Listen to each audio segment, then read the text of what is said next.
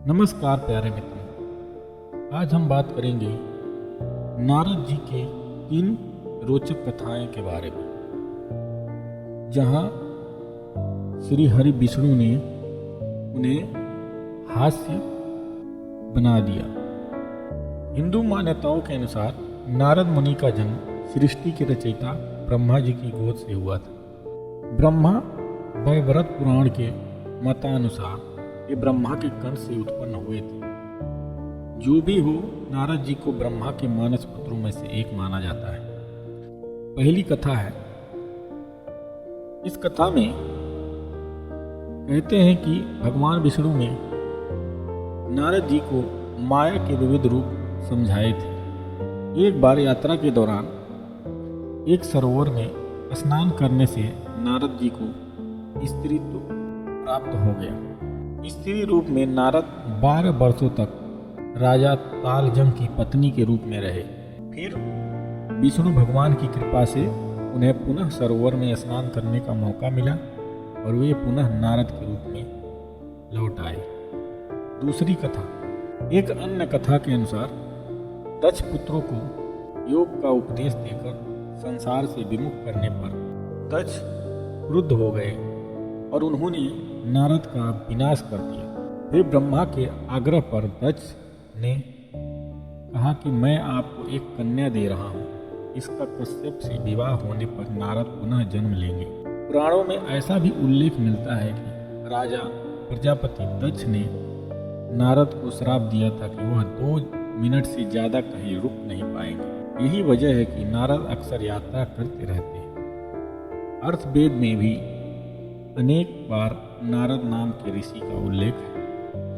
भगवान सत्यनारायण की कथा में भी उनका उल्लेख है। यह भी कहते हैं कि दक्ष प्रजापति के 10,000 पुत्रों को नारद जी ने संसार से निवृत्ति की शिक्षा दी थी, जबकि ब्रह्मा उन्हें सृष्टि मार्ग पर आरूढ़ करना चाहते थे। ब्रह्मा ने फिर उन्हें श्राप दे दिया था। इस श्राप से नारद गंधमादन पर्वत पर गंधर्व योनि में उत्पन्न हुए थे। इस योनि में नारद जी का नाम उपवर्ण था। यह भी माना जाता है कि पर्वत कल्प में नारद जी उपवर्ण नाम के गंधर्व थे। कहते हैं कि उनकी 60 पत्नियां थी और रूपवान होने की वजह से वे हमेशा सुंदर स्त्रियों से घिरे रहते थे। इसीलिए ब्रह्मा ने उन्हें शूद्र योनि में पैदा होने का श्राप दे दिया। इस श्राप के बाद नारद का जन्म शूद्र वर्ग की एक दासी के यहाँ हुआ था। जन्म लेते ही पिता का देहांत हो गया। एक दिन सांप के काटने से इनकी माताजी भी इस संसार से चल बसी। अब नारद जी इस संसार में अकेले रह गए। उस समय इनकी अवस्था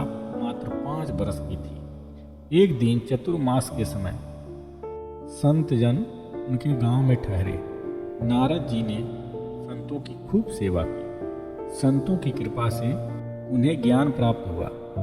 समय आने पर नारद जी का 5 भौतिक शरीर छूट गया और कल्प के अंत में ब्रह्मा जी के मानस पुत्र के रूप में अवर्णित हुए। तीसरी कहानी। ऋषि भृगु की पुत्री माता लक्ष्मी थी। उनकी माता का नाम ख्याति था। एक बार लक्ष्मी जी के स्वयंवर का आयोजन हुआ।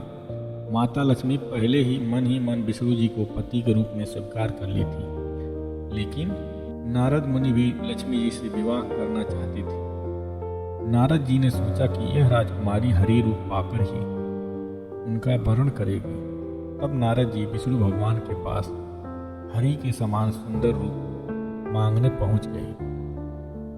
विष्णु भगवान ने नारद की इच्छा के अनुसार उन्हें हरि रूप दे दिया। हरि रूप लेकर जब नारद राजकुमारी के स्वयंवर में पहुंचे तो उन्हें विश्वास था कि राजकुमारी उन्हें वरमाला पहनाएगी, लेकिन ऐसा नहीं हुआ। राजकुमारी ने नारद को छोड़कर भगवान विष्णु के गले में वरमाला डाल दी।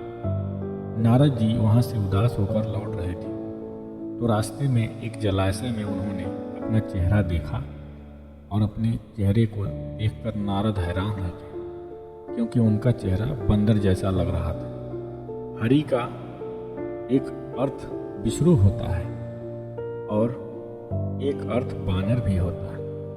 भगवान विष्णु ने नारद को बानर रूप दे दिया था। नारद समझ गए कि भगवान विष्णु ने उनके साथ छल किया है। उनको भगवान पर बड़ा क्रोध आया और नारद सीधे बैकुंठ पहुंच गए और आवेश में आकर भगवान को श्राप दे दिया कि आपको मनुष्य रूप में जन्म लेकर पृथ्वी पर जाना होगा। जिस तरह मुझे स्त्री का वियोग सहना पड़ा है, उसी प्रकार आपको भी वियोग सहना होगा। इसीलिए राम और सीता के रूप में जन्म लेकर विष्णु और देवी लक्ष्मी को वियोग सहना पड़ा। इस कथा प्रसंग में भगवान गणेश जी का विष्णु और देवताओं द्वारा अपमान करने का भी उल्लेख मिलता है, जिसके चलते विष्णु जी बारात लेकर निकले। तब रास्ते में गणेश जी ने अपने मूषक से कहकर संपूर्ण रास्ता खुलवा दिया था। बाद में गणेश जी को मनाया और उनकी पूजा की। नमस्कार प्यारे मित्रों, मैं आशा करता हूँ कि आपको यह वीडियो पसंद आया होगा। मिलते हैं अगले वीडियो में, तब तक के लिए नमस्कार।